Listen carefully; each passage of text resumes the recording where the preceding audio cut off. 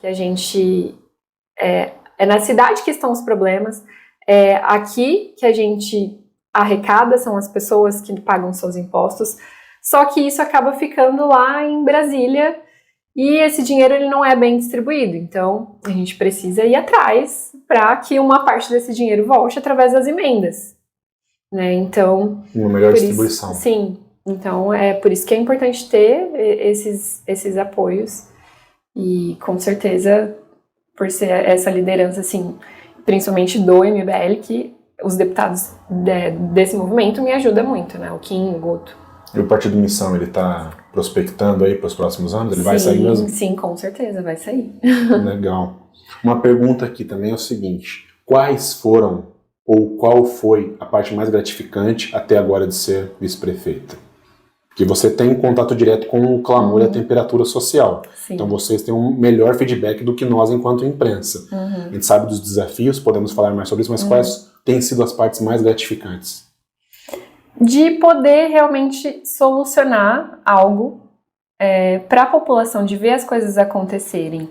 Por exemplo, quando eu entrei, que isso foi executado ano passado, enquanto eu ainda era vereadora, mas um exemplo, a iluminação pública.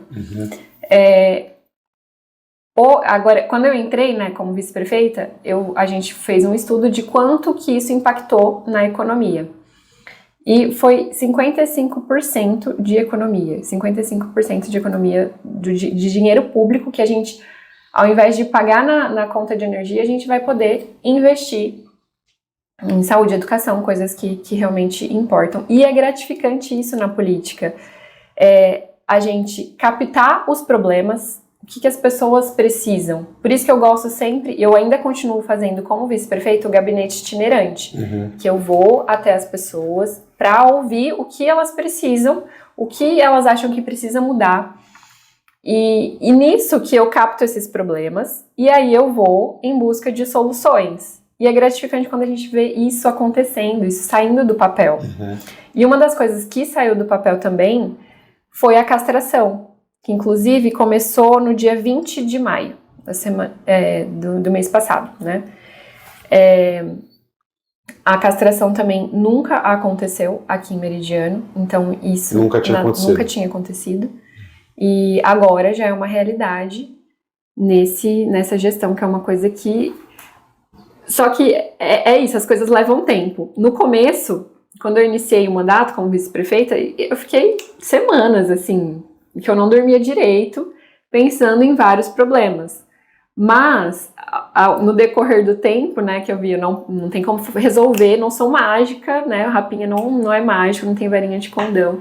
Então, a gente precisa fazer uma lista e ver o que é prioridade, que a gente precisa resolver primeiro, e buscando soluções para isso. Então, vocês fazem mapeamentos também das principais demandas sociais? Exatamente.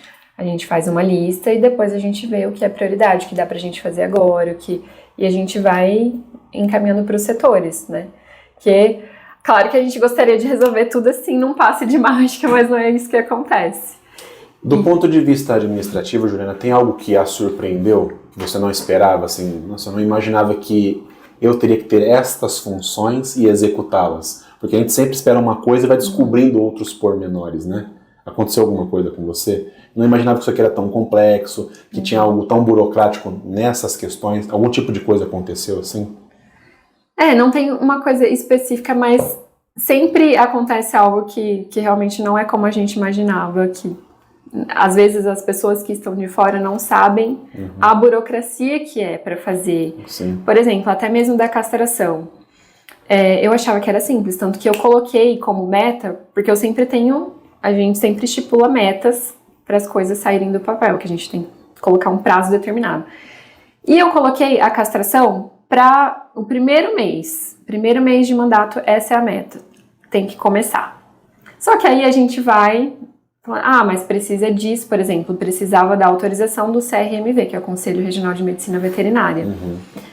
Pois bem, entrei em contato com o CRMV, a gente fez todo o procedimento, e aí tinha que aguardar eles fazerem a vistoria, ver toda a documentação, tinha um curso que o veterinário teria que fazer também.